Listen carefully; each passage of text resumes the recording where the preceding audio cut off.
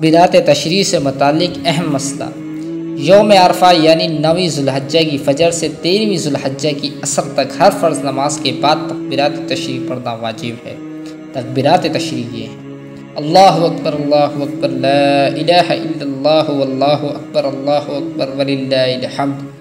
تکبیرات تشریع کا پڑھنا جماعت سے نماز پڑھنے والے اور تنہا نماز پڑھنے والے شہری، دیہاتی، مقیم اور مسافر، مرد عورت سب پر واجب ہے۔ البتہ مرد متوازن بلند آواز سے پڑھیں اور عورتیں آہستہ۔ بہت سے لوگ اس میں غفلت کرتے ہیں، پڑھتے ہی نہیں یا آہستہ پڑھ لیتے ہیں، اس کی اصلاح ضروری ہے۔ بدعت تشریع کہنا بھول جائیں تو کیا کریں؟ سلام کے بعد تکبیرات بھول جانے کی صورت میں اگر نماز کے بعد کوئی کام نہیں کیا تو یاد آنے پر تکبیرات کہہ دینی چاہیے، اور اگر نماز کے بعد کوئی کام کر لیا، مثلا آواز سے ہنس پڑا، وضو توڑ دیا، کسی سے کوئی بات کر لی، مسجد سے نکل گیا، میدان میں نماز پڑھی اور صفوں سے باہر نکل گیا، تکبیرات فوت ہو گئیں، اب کہنے سے واجب ادا نہیں ہوگا، ہاں استغفار اس پر ضروری ہے۔